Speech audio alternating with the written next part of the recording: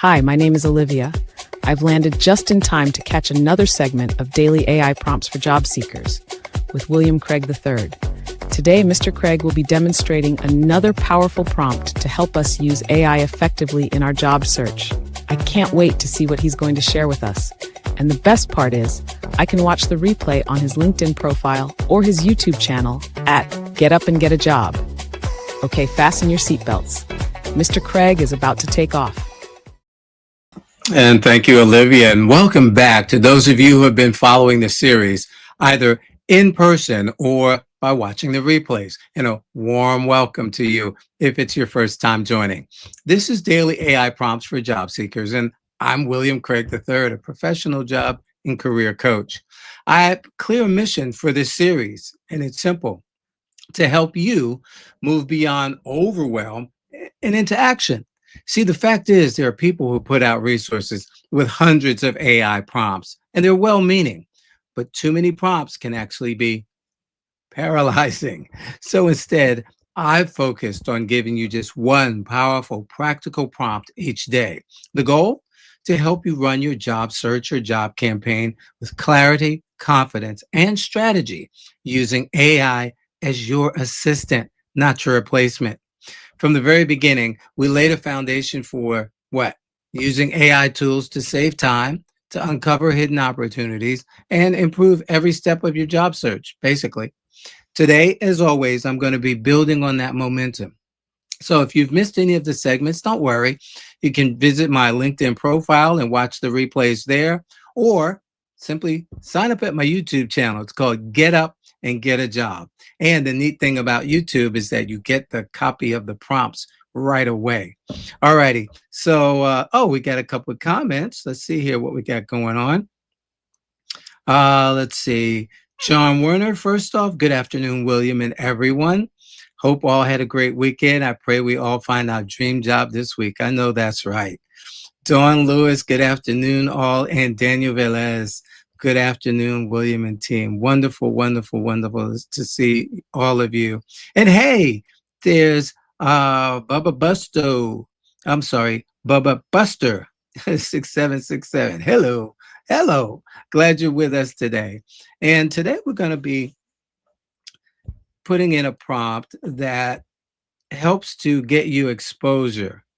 And at the end of the day, we want to get exposure because we want to make sure that let's just say, and I always tell you, whether you're employed or you're unemployed right now doesn't really matter. At the end of the day, these are strategies that you can use to promote yourself and at the same time, not just promote yourself, but show that you have what it takes. All righty, so let's look at what we've got going on today. And our prompt says, let's get rid of that. Our prompt says, map out a 6-week plan for Mary to shadow 3 managers across departments. Include objectives, how to request, and expected takeaways. So here we go again. We've got 3 managers that are in different departments.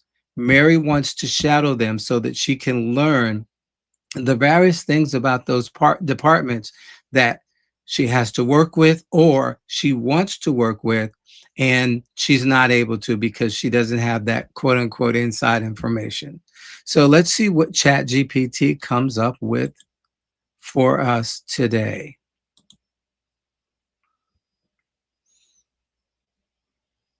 And it's a thinking.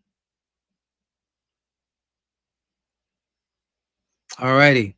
Says, let me ask you something. What if the breakthrough Mary's been praying for is hidden in someone else's day-to-day? Sometimes the fastest way to grow isn't by adding more tasks. It's by watching how leaders think, move, and make decisions. A 6-week shadowing plan can open doors she didn't even know were there. Below is a clear, practical roadmap she can follow. Warm, simple, actionable, just how you like it. All righty. So the goal here is to strengthen leadership readiness, cross-department understanding, and strategic decision making. And so, of course, as we look at week one, what do we see here? We see clarifying goals and secure shadowing agreements. The action steps: identify 3 managers in different departments that align with her growth goals. For example, operations, finance, and HR. And by the way, just as a reminder, in case you're new to the segment, Mary, Mary is our fictitious job candidate. She's an accounts payable, accounts receivable specialist. So that's what you'll see is uh, or things that relate to Mary as it relates to her career path. Of course, the idea of daily AI prompts for job seekers is for you to take out your name and to plug in, take out her name rather, and plug in your name. And there's some things that you probably missed if you're just joining us. So you need to go way back to June. I think June 23rd was the very first day that we started this year. So you want to go back because you'll want to upload your information into ChatGPT if this is the AI tool that you're using. If it's Claude or Perplexity or Manus or something else, then again you'll want to do the same things. All righty, so let's take a look here. The action steps: identify 3 managers in 3 different departments that align with her growth goals. Draft a short, respectful outreach note requesting to shadow for 2 to 3 sessions over the next 6 weeks. Meet briefly with her supervisor to confirm support and scheduling. And I would probably say she'll want to meet with her supervisor first, all right, and then reach out to the other folks. All right, so the sample request message: hi, John, Jane, I admire how you manage XYZ team or XYZ project. I'm currently building deeper cross-department insight and would love to shadow you for 2 to 3 sessions over the next few weeks. I'll remain unobtrusive and work around your schedule. Would you be open to it? So nice, non-threatening note that shows here's what I'm up to. All right. No hidden agenda. Now, might there be some people who still might feel she has a hidden agenda? Absolutely. But here we go. Control what you can control. I'm telling you up front, here's what it's about. And so we see what happens. So the expected takeaways from this: clarity on personal growth priorities, alignment with leaders she'll be observing, and buy-in from her supervisor and shadowing partners. So week 2, manager 1, objective: observe workflows and leadership style. Sit in on team meetings, planning sessions, or huddles. Pay attention to how they set expectations, resolve problems, and communicate under pressure. Capture patterns, tone, timing, level of detail, delegation style. And again, expected takeaways here: insight into the rhythm of the department. Every department has its own beat of the drum, if you will. Some are hurry up, hurry up, hurry up. Others are more laid back. Some are hurry up and wait, right? A clear sense of what effective leadership looks like up close. You're listening to the feedback. You're seeing what's going on as it relates to the dynamic between that manager and their direct reports. Strategies that can be adapted to her own role. Week 3, deep dive with manager number 1, getting some reflection. Understand decision making behind the scenes. Action steps: schedule a 20-minute debrief. Why did you choose to do this versus that? Ask what they wish more employees understood about their function. Write a personal reflection. What did she notice about the culture, the communication, and the expectations? And the takeaways: practical clarity on how leaders weigh trade-offs, a list of transferable behaviors she can begin applying immediately, and relationship strengthening with a cross-department leader. So having spent some time with that first manager, there should be a certain rapport that has been built now. Hopefully it won't be like oil and water, but you never know. Week 4, shadow manager 2 and 3. Compare leadership styles, department priorities. Attend 1 session with manager 2, 1 with manager 3. And by the way, although I did this in a shortened period of time, you could build this out into a 90-day plan if you wanted to, just to make it more interesting. Basically 1 month with each manager. Observe different, observe the differences, pace, structure, technology, support flow. Note operational pain points that impact her department. And then a wider lens on how the organization functions, better appreciation of cross-team dependencies, and greater empathy for leaders in different roles. Seeing folks in action will sometimes give you a better appreciation for why they're doing what they're doing, especially if you're debriefing, you're asking, why'd you do this versus that? I would have thought you might have done so and so. But at the end of the day, it does give you a greater appreciation for what's going on in the organization as a whole as well. Week 5, second round with managers 2 and 3. Spot recurring patterns and areas for collaboration. Shadow an additional meeting or workflow moment with both leaders. Ask small but strategic questions like, what slows down your team? Where can cross-department communication improve? And any manager should appreciate, I say that with a grain of salt, should appreciate the opportunity to improve interdepartmental or cross-department communication. And why do I say with a grain of salt? I once worked on a contract where the teams were in silos.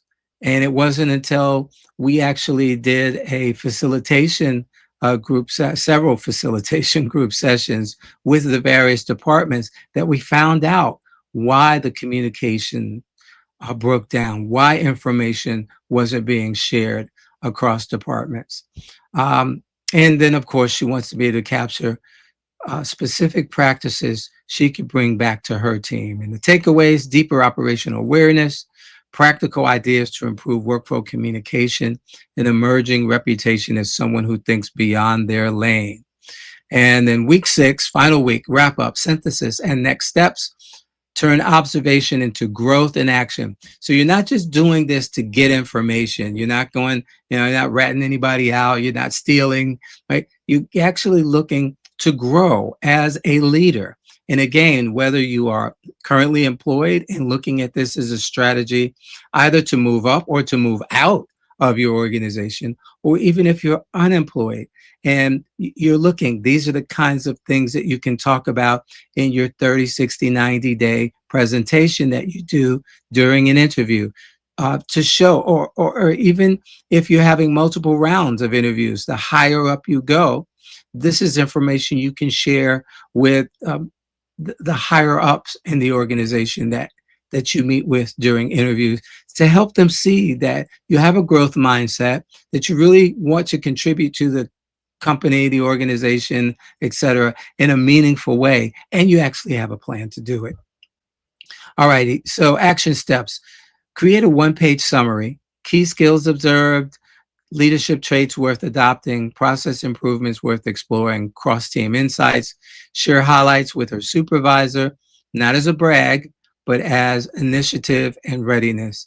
And identify one long-term mentor from the 3 leaders. And also that piece about sharing information with her supervisor as initiative and readiness is because, again, if Mary is looking to move up, to get promoted, these are the kinds of things that you can do to show that you are ready for more responsibility. And the expected takeaways: stronger leadership identity, a sharper understanding of organizational strategy, credibility with senior leaders, a clear next step development plan. And going back to that, identify one long-term mentor from the 3 leaders is important, because you always want to have a champion within an organization. You always want to have someone who can go to bat for you.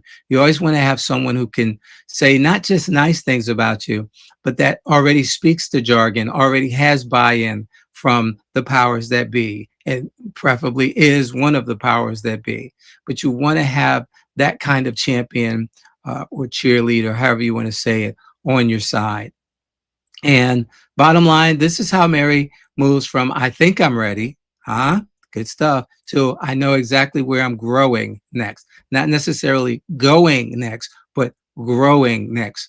The moment she steps in to someone else's workday with humility and curiosity. She steps into her own future with confidence. If you want, I can also draft her outreach emails, build a reflection worksheet, or create a fill-in-the-blank shadowing journal. And of course, we would have ChatGPT do that. I'm going to give it a thumbs up, but there's one thing that I see missing from all of this. That one thing is thank yous. Chat didn't account for sending thank yous to these people. Thank you to her supervisor for her allowing her the opportunity. So that's something that I would definitely put in as a prompt to draft those thank you notes, as well as providing that feedback in such a way that it's not obtrusive, that it's not insulting, but just showing the sincerity of being grateful for having the opportunity to learn. So let's get this prompt for you guys, and chat should be okay now, and it is. So we got our link. Let's come on over here, and if you like that, let me know in the comments, okay, that this is something that you see that could be. Oh, John's already on it. Let's see here. John says, this is a great approach to demonstrate and put into action EQ and a growth mindset. And yeah, that emotional quotient, emotional intelligence piece is so very important, because to John's point here, you're demonstrating, I know who I am, I know what it is I want to do, and I know the information that I need in order to be able to interact professionally with my colleagues, so that I can be successful either in this role or in the next role. So thanks for that. Let me go ahead and put this prompt in the comments for you guys. And I know, John, you're on, you're viewing via LinkedIn, but for those of you who are on YouTube, you got that comment, that chat prompt in your comments right away. Daniel says, totally agree with John. Thank you, William. And you're most welcome. All righty. So again, you get the gist of this. You're taking the prompt and you're plugging in your name. You've already given chat or whatever tool you're using background information, especially your resume. And now you're looking at ways that you can show that you want to grow in an organization, show that you know the procedures or the MO for what it takes to grow in an organization. And again, no matter whether you're actually in the organization or looking to get into an organization. And by the way, if you know someone who's unemployed, underemployed, or unhappily employed, please introduce them to Get Up and Get a Job. That's my YouTube channel. And that way you'll be alerted, subscribe so that you'll be alerted to every time we go live as well. Here's a QR code that you can use to get a free copy of the ebook that's entitled Top 3 Things That Employers Expect You to Know But Won't Tell You. And I think that's it for my little commercials today. So glad that you're able to join me. I look forward to being with you again tomorrow, 12 noon Eastern. And we're going to be here all week, by the way. Yes, even Thanksgiving. Yes. Bottom line is I made a commitment to go live every day, Monday through Friday, through the end of the year. So we're going to stick to it. All righty. So listen, whatever you guys do for the rest of your day, stay safe. And I look forward to seeing you tomorrow. God bless everybody. Wow, that was fantastic. I haven't been this excited to learn about something since I left basketball. Anyway, Mr. Craig did another great job of sharing an AI prompt that anyone can use in their job search. Be sure to join him every day, Monday through Friday at noon Eastern, on his LinkedIn profile or his YouTube channel called Get Up and Get a Job. You can watch the replays there as well. And while you're at it, share this information with someone you know who wants or needs a new job. I've got to run. My team needs me. But keep up the great work, Mr. Craig. You're providing a great service for the community. I'm going to tell all of my players about daily AI prompts for job seekers with William Craig III.